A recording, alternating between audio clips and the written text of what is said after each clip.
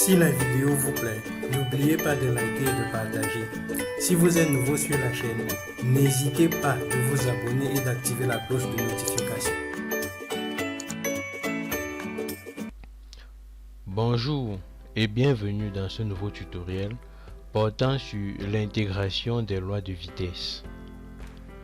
En guise de rappel, dans la vidéo précédente, nous avons abordé la notion de facteur cinétique et il était question pour nous de montrer l'influence de la concentration des réactifs sur une réaction, mais aussi celle de la température d'après la loi d'Arrhenius. Nous avons vu d'après cette loi que la vitesse, l'évolution de la vitesse d'une réaction était proportionnellement inverse à la température. Si vous n'avez pas regardé cette vidéo, il vous suffit juste de cliquer sur le lien qui s'affiche en haut et de pouvoir la regarder. En guise d'objectif, à la fin de ce cours, vous devez être capable d'intégrer la loi de vitesse d'une réaction impliquant un réactif d'ordre 1. Comme prérequis, pour aborder cette notion, vous devez être capable de déterminer l'expression de la vitesse d'une réaction. Et donc, en conservant notre équation de la vidéo précédente, c'est-à-dire celle suivante, OR1 plus PR2 qui donne QP1 plus RP2, nous avons vu que la loi de vitesse de cette réaction est la suivante. V égale à moins 1 sur O dérivé de R1 par rapport au temps qui est égal à K, concentration de R1 exposant alpha fois concentration de R2 exposant bêta.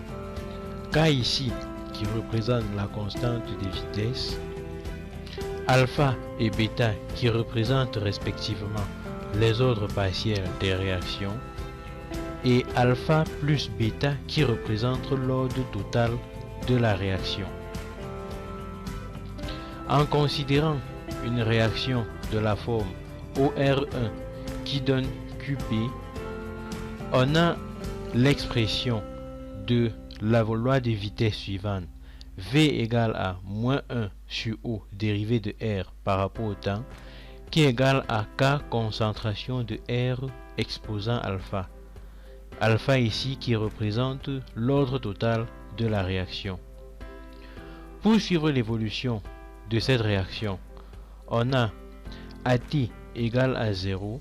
Nous pouvons constater que la concentration du réactif R1 est égale à la concentration à l'état initial, c'est-à-dire C0.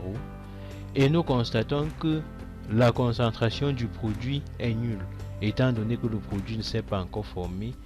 Il n'y a pas eu réaction. À un instant t différent de 0, nous avons la concentration du réactif R1 qui est cette fois-ci égale à C0 moins X, c'est-à-dire la concentration initiale moins X. X ici qui représente la concentration du produit formé, étant donné qu'il y a eu réaction.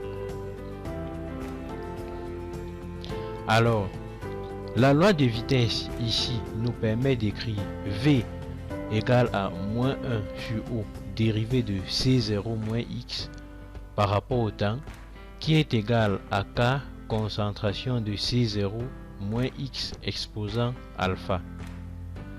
Alors en intégrant cette expression, nous obtenons moins intégrale de dérivée de C0 moins X sur C0 moins X exposant alpha qui est égal à intégrale de KO dt.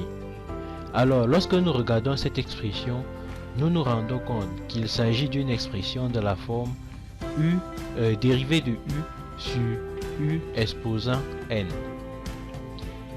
Or ici, nous avons précisé dès le départ qu'alpha était égal à 1.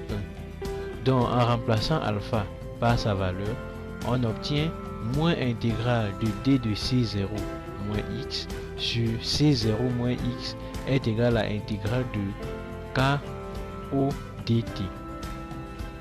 Alors, la primitive de cette expression nous permet donc, comme nous l'avons remarqué tout à l'heure, d'obtenir moins ln de c0 moins x.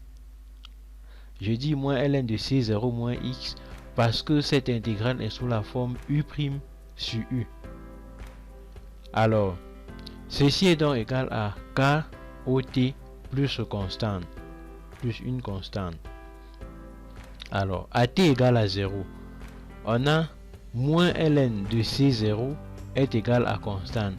Étant donné qu'ici, le produit ne s'est pas encore formé, donc x a pour valeur 0. C'est la raison pour laquelle nous avons moins ln de c0. Et de l'autre côté de l'égalité, étant donné que t égale à 0, le produit KOT est égal à 0. C'est ce qui nous permet d'obtenir moins ln de c0 égale à constante. En remplaçant donc ceci dans la formule du départ, on obtient moins ln de c0 moins x est égal à KOT moins ln de c0. En faisant simplement passer le ln de c0 de l'autre côté de l'égalité, on obtient ln de c0 sur c0 moins x est égal à KOT.